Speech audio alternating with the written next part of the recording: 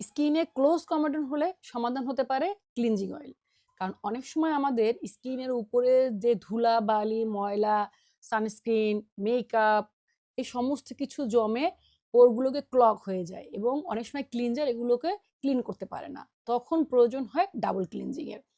অনেকেই ভাবেন যে হচ্ছে অয়েলি স্কিনে মনে হয় ক্লিনজিং অয়েল একদমই স্যুট করে না, বাট হ্যাঁ, আপনাকে বেছে নিতে হবে আপনার স্কিন টাইপ অনুযায়ী সঠিক ক্লিনজিং অয়েলটা।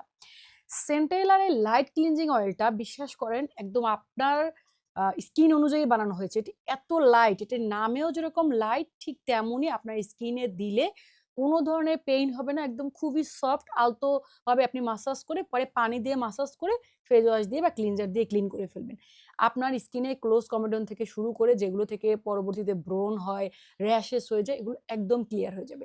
আমি মনে করি যে আপনার স্কিন টাইপ যেটাই হোক না কেন, এই ক্লিনজিং অয়েলটা হতে পারে আপনার স্কিনের জন্য একটা বেস্ট সমাধান।